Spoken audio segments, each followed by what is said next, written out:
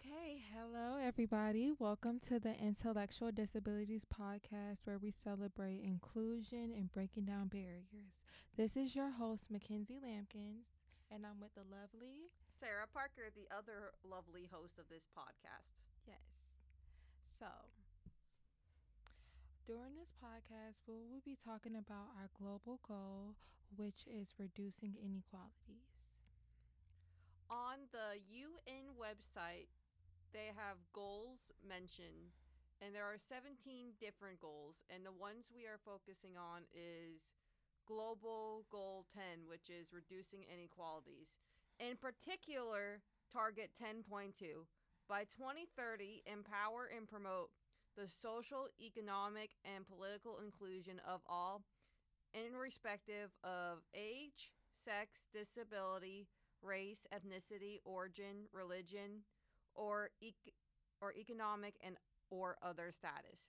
In particular, for this podcast, we are focusing on intellectual disabilities, and intellectual disabilities can contain many different things, such as autism, Down syndrome, or any other kind of learning disabilities, just to name a few. Yes, and people with intellectual disabilities have talents, dreams, humor, and personality just like anyone else, and they should be afforded the equal access as everybody else and not be excluded for certain things.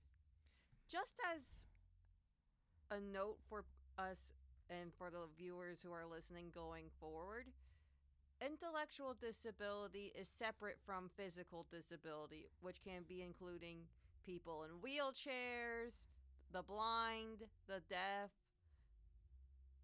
communities. And they are just as important to be talked about. But unfortunately, with only so much time in the podcast, we are focusing mainly on the intellectual and developmental disability aspect. Yes. And what we specifically want to inform you guys are ways that we can include people with intellectual disabilities. And this will look like having access to education that actually meets their needs, fair employment opportunities, and protection against discrimination. You may think, oh, we are in the grand old year of 2025. Mhm. Discrimination does not still exist. Yes, it does. Unfortunately, yes. And oftentimes people do it without even realizing they're discriminating. So our goal is with this podcast is to inform you about the lives about people with intellectual disabilities and ways that we can help the people with intellectual disabilities feel more included and accepted in our society. Yes. In other words, stop pushing disabled people to the margins and bring them and let them thrive. I agree with that, Mackenzie, because oftentimes people might think that, oh, they are not, we are not being outwardly mean to them, but being mean can just simply be not including or not even talking to them or letting them express themselves and bring themselves into the conversation. I agree. I feel like some people do it unconsciously and they don't even know that they could be offending somebody or exclusive or being yeah, excluding people, and it's just certain things that you have to be conscious of. You have to make sure everybody is feels wanted and feels a part of a community. Throughout this podcast, we are going to hear from a Special Olympics Florida athlete and athlete leader. Yes, you guys will hear from my godmother, who is an amazing mother of a child with special needs and is a educator and has her education in early childhood development. And our third guest is potentially a staff member of Special Olympics Florida and the Athlete Leadership Program. Yes, fingers crossed. And we're hoping with these guests, they will be able to describe to us ways that we can improve the lives of people with special needs, and that you guys will have the tools and resources to make empowered decisions to help improve the lives of people with special needs in your community, because information is power. I believe most people don't outwardly mean to be exclusive or not inclusive for people with intellectual disabilities because they are so ingrained into societal ways, like this is just how it is, Mm-hmm. because they're ignorant. And I'm hoping knowledge with this knowledge they have the power to make different decisions to help improve the lives of people with intellectual disabilities. I agree. Sometimes, like you said, people just don't know what to say and do. So, hopefully, they can grab a lot of key things from this podcast and take it into their everyday lives and, pay it forward. Tell their friends, tell their cousins, tell their aunts, uncles, who knows? Maybe they'll even want to volunteer with organizations like the Special Olympics that help people with intellectual disabilities live productive, happy lives. Because people with intellectual disabilities can live happy lives, but they just need a chance to break out of that box of expectations to do it. I agree. And there's so many like wonderful organizations that help them get acclimated into education and work. And some people unfortunately don't have family that supports them, or even people that have disabilities don't have families that are educated in their needs and things like that. So, Special Olympics and other things like You Matter are amazing organizations to help people in that, in that sense. I agree. Now we're going to get personal. We're going to hear a little bit about our personal backgrounds and why this issue means so much to our hearts. And I hope listening to us, you'll listen to the next few episodes of our podcast and see why this issue is so important, even though people don't think it is a lot of times, unfortunately. Or that it's not that they don't think it's not important, they don't think about it. Right. They don't give it a second thought. It's not at the top of their list, or to be kind with people or show extra favor, which it's, like again, knowledge is power. So I would like to get into my personal story. So I grew up seeing firsthand what it looks like to have support and love and somebody fight for, individual with intellectual disabilities. My god brother, who I love to pieces, has special needs. And let me tell you something, my godmother is a superhero without a cape. She is a woman that was told that her son would have so many setbacks and delays, and just seeing the energy and the effort she's put into his therapy, his education, his physical therapy, he has reached milestones that, is just unfathomable. So that's my personal story with it. That's amazing. My story might be a lot longer because I myself is actually on the autistic spectrum. So I'm going to take you on like a little journey of how I started as like a 4-year-old girl who was nonverbal Mm-hmm. to get to the point where I'm at today. Okay. I mentioned Special Olympics, and Special Olympics plays a huge part of my story. Because now imagine this. Imagine a 4-year-old little girl starting Special Olympics for the very first time.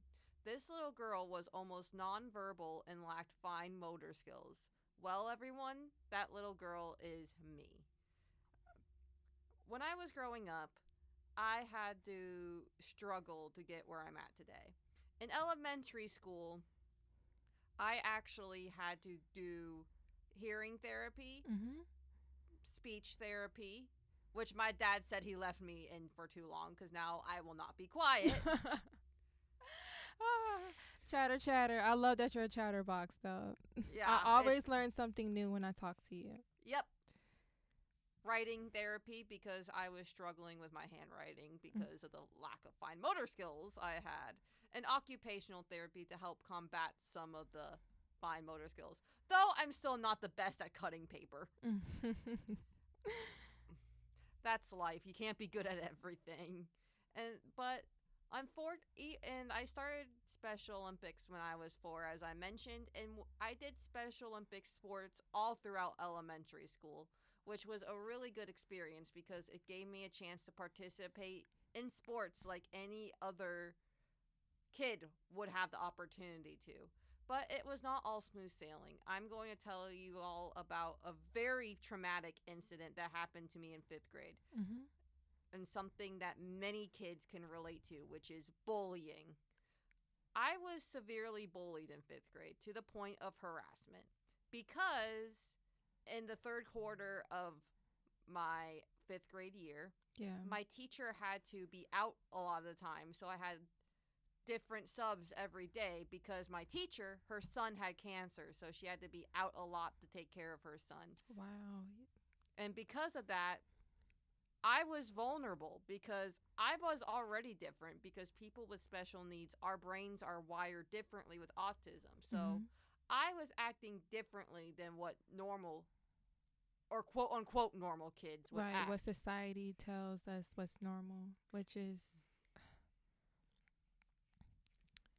Because of this, I had to deal with things such as first, it started out small, being yeah. told I could not sing, had a unibrow, made fun of me for loving a stuffed animal in the class and treating it like a class pet and wanted it to take home every weekend. Mhm. Because people with special needs, sometimes we get fixated on objects. Yeah. That's part of our disability, and I was made fun of for that. Is it called sensory?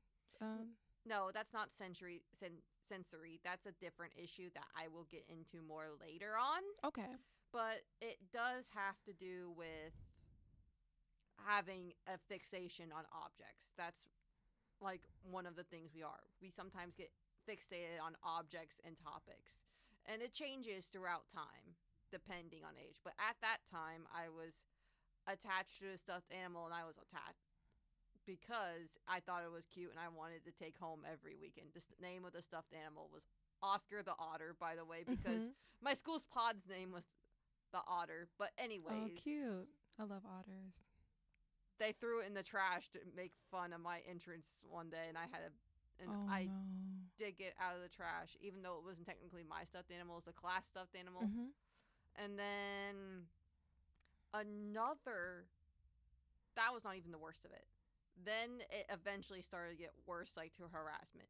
One day they put their foot out. One of the four boys, because it was four boys, the Mhm. ringleader, put his foot out and tripped me. Wow. So it end up not even just being verbal bullying. It got to physical. That's not even the worst of it. Mhm. The worst incident where they finally had to get expelled and I got justice Mhm. was okay. I was going to recess and lunch. So I was walking on the way to lunch, and the sub was taking all of us to lunch because we're like 10, 11 years old. We cannot just walk around the school by ourselves, Right. You need supervision. That uh, makes sense. obviously. She let the four boys go back to the classroom by themselves because they said, oh, we forgot something. Mhm. While the rest of us were going into lunch, they peed and spit in my water bottle. Oh. Oh my God. It was I'm so sorry that you went through that. How did you knew just from sipping from? I'm sorry. Just now, I'm just so interested. What? How did you know? They got caught? A teacher caught them? Did did they fess up? I'll tell you, it's like that's what happened. But I Mhm. did not know at the time. And then I was sitting alone at a lunch table. The four boys started to sit at the table with me, Mhm. acting very nice for me. And I thought, hey, maybe they have changed and they'll start being nice to me again. Yeah. Naive little old me, because I was 11 years old. I saw the good in people. Yeah. It's not your fault. Yeah. Then they told me at the lunch table, make sure you drink your enclosed water bottle after recess because it's hot. I grew up in Florida. Yes. The Sunshine State is very hot. Wow. So how did it come to light? How did you know Th- what they did? then I drank the water bottle. I thought it was disgusting. My mom said, "Oh, Sarah," they told me, "Oh, my mom might have done something different with the water that day." Uh huh. Then the next day, four other girls in the class finally came up to me and told me what the four boys have done. And then at that time, my parents were suspicious because I told them my water bottle tasted funny, Mhm. my dad, the day before. And then he went to the like the school resource, like the principal Mm-hmm. and then the school resource officer and the principal came to take my story the next day. Then that happened, and then the last quarter of 5th grade, I moved to a different class in the pod with a more stable full-time teacher. Wow.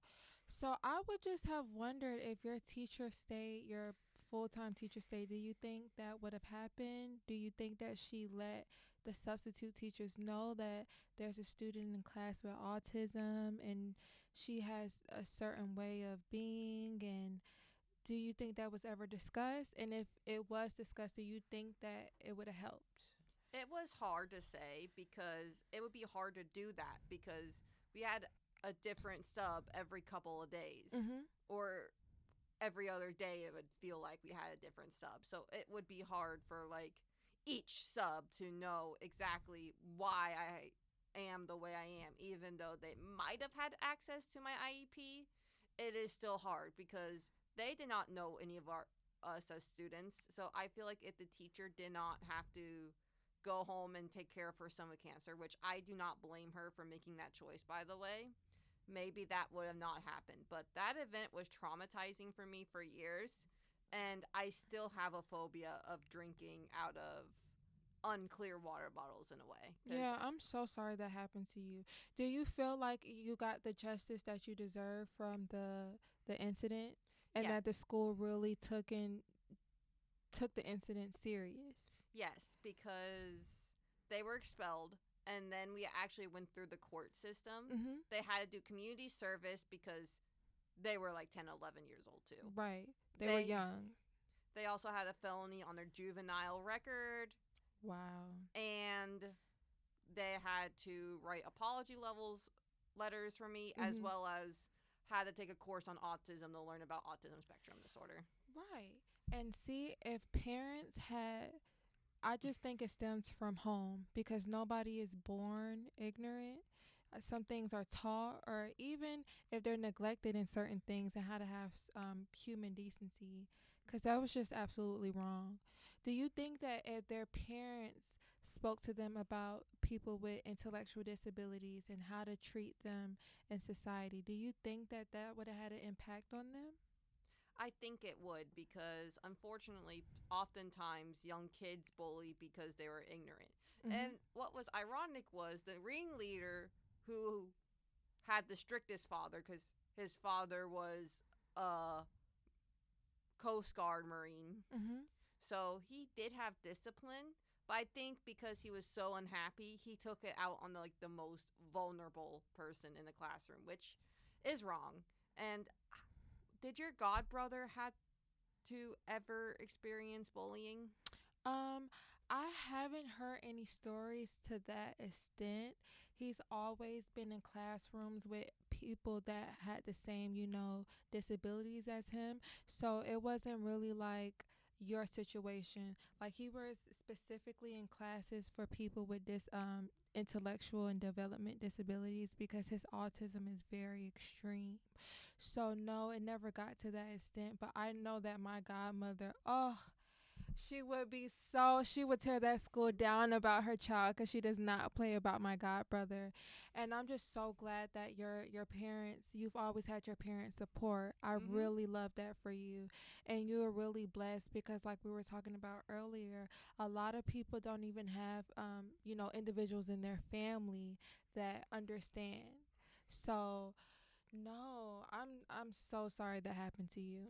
It's all good. It gets better because, unlike your god brother, I was in mainstream education. So Mhm. I was probably one of the very few people in my class who actually had some kind of a disability, which makes it hard because I always felt like I had to adapt to how the mainstream thinks. Yeah.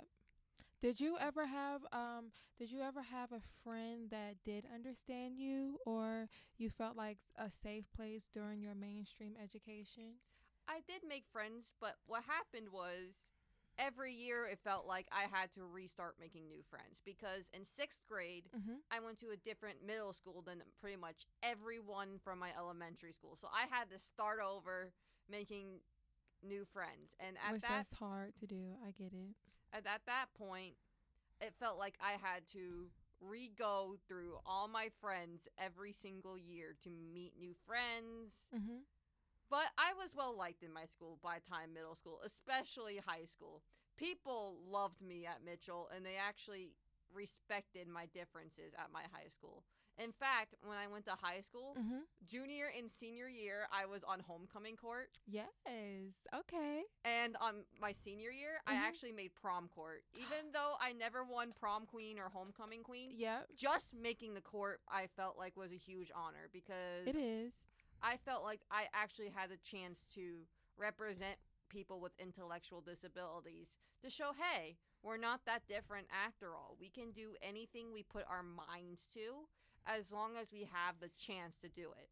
Right. And I think that unfortunately people in elementary school are very juvenile. They're getting to learn themselves. And they don't know how to they don't I don't want to say they don't know how to function in society, but they might know what's right and wrong, but it's just a level of maturity once you get into middle school and high school. So I'm glad that you were able to, you know, I don't know, just have a good social life. So do you think that when you got into like high school, when you made friends, did you have to tell them about your intellectual disabilities when you first met them, or is it something that came out a little bit later? It came out naturally. I don't just go have a neon sign on my shirt Yes. saying, I have autism. Mhm. Look at me. But I don't hide it either. If they want to ask me about it or it comes up naturally in the class discussion, I don't hide it either. Mhm. But I'm not wearing a neon shirt saying, I have autism. Look at me. Like, that is not necessary. That's not. I get that from you. I get that you're sort of a person like, well, it's not everybody's business because you don't know who you're talking to, but you're very confident in who you are. And when I first met you, it kind of came out naturally. So I see what you're saying. Like, I don't hide it, but I'm not like Shouting out to the world. Yeah. that's not necessary, and I feel like people who do that's not necessary for people to do, and that could lead to dangerous situations. So if you have a disability, do not shout your disability out to the rooftops saying, hey everyone, I have autism or whatever disability you have. Yeah. But don't be afraid to express it either, And to stick up for people too, or to stand up for yourself. because your disability is only part of your personality. It is not completely you or define you. So don't let it. But at the same time, don't be intimidated by it either. Learn to find out who you are and work with that disability. One of the biggest organizations that actually helped me with this is Special Olympics. Right. Getting back into Special Olympics, I was going to ask, were you still doing that during middle school and high school? Oh, yeah. I have never quit since I was 4 years old. Oh, I wow. love Special Olympics. Actually, in sixth grade, I developed and found my favorite sport, rhythmic gymnastics. Rhythmic gymnastics is a sport I still do to this day once my knee feels better because I literally tore my ACL at gymnastics. Back to the subject. Yes. So I want to just get in a little bit about rhythmic gymnastics. So can you talk about some of the practices and competitions and people you met during gymnastics? I met a lot of my friends in rhythmic gymnastics. Now I am actually a level 4 rhythmic gymnast in Special Olympics, and my favorite event is ribbon because it's so flowy and graceful and beautiful. Mm-hmm. But actually, I'm no longer in rhythmic gymnastics just for Special Olympics. I actually am a part of the XL program for USA Gymnastics, which means I actually compete in mainstream sports. And I started doing rhythmic gymnastics in Special Olympics when I was 11, 12 years old. So doing this now in mainstream, such an honor, an amazing opportunity, and I'm so thankful. Did your godbrother ever do sports and participate in events like Special Olympics? I want to leave some things for my godmother's podcast so she can get into that. But yeah, she had him in things from like martial arts I think he became, like the black belt, the white belt. He did karate, things like that. So, but yes, you guys will have to stay tuned to our next episode to hear about those things. But that's wonderful, finding him an outlet through sports, kind of like what my parents did. Mm-hmm. Though the ultimate program for me, I started when I was 15 years old, which is the Athlete Leadership Program for Special Olympics. That actually gave me the idea to study what I study. And the reason for that is they are the ones who taught me how to give ideas to help improve the lives of people with special needs by giving us a chance to give input for our program. And then the other thing is the fact that it taught me how to do public speaking, the level I am doing public speaking, because public speaking is one of my passions, actually. Most people think there's no way. I love it. I Right. find it fun. I actually find public speaking easier than one-on-one conversations a lot of the time. And just from the stories I've heard, you said that you were nonverbal until 4, and for you to just be in school now and getting your communications like your degree is amazing. It's like a whole 180. How has that impacted you? Getting my college degree, I think, is very important to me because education is like the backbone of success. Mm-hmm. So I am so grateful to get my education here. And it was not always an easy road because, fortunately and unfortunately at the same time, I graduated high school in 2019. Mm-hmm. So at least I was able to have a pretty good senior year and I got to do everything. But in Good. 2020, when I had to start doing college online for a couple of years, I did not do well. I failed a lot of my courses because I need social interaction and structure in order to do well. I just Me got too. into this depression funk where I did not want to do anything and I got distracted. So I was not able to do my studies as well as, Mm-hmm. but I got on the horse and continued on. So that's a little bit about me. Though my biggest accomplishment, I will say, in athlete leadership is going to Washington, D.C. to advocate for Special Olympics at Capitol Hill Day this year. Oh, wow. Can you talk a little bit about that? This is important work I was able to do because Special Olympics Florida, we offer unified sports educational programs where people with intellectual disabilities have a chance to connect with people who are mainstream through programs such as sports, because our goal is for them to feel more included in that educational environment, because education is the cornerstone of life, and our health programming. And our health programming is where people with intellectual disabilities at our Special Olympics competitions get screened by doctors in areas such as hearing, vision, and so forth, so that they have a chance to catch some of their health issues by actual doctors that they may or may not have access to. So I was able to advocate about that. Which is super important. A lot of people need to do screenings and things like that and get things checked up very early. As well as the Special Olympics aspect, which I think is very important because without Special Olympics, they would not have access to that. So being able to advocate and encourage the government to continue to support Special Olympics meant a lot to me because I was one of the 2 people to go to Capitol Hill Day this year to represent over 75,000 athletes in the state of Florida for Special Olympics. So just going and speaking on behalf of the organization there is such an honor. And also one of the people I spoke there, not only the aides of the senators and Congress people, I actually got to speak in front of Tim Shriver. If you don't know who Tim Shriver is, his mother, Eunice Kennedy Shriver, is one of the Kennedys, actually created Special Olympics, and that was her son.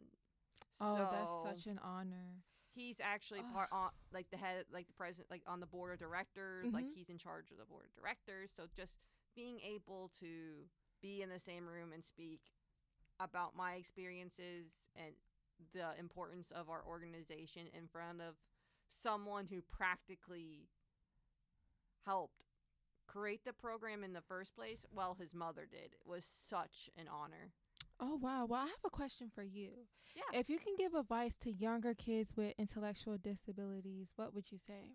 My advice, and I hope that comes through in this podcast, do not underestimate yourself. Do not sell yourself short. Just do the best you can, because people may want to put you in a box, but break out of it. Mm-hmm. Okay, love that. Okay, you guys. I That's a little bit about us. I We did not talk so much about Mackenzie's connection because We will discuss that later in a later episode. Like I said, you guys have to stay tuned. I will be having my godmother, Delia Floyd, come and speak with us and share some of, her wonderful stories as being a mom and an educator.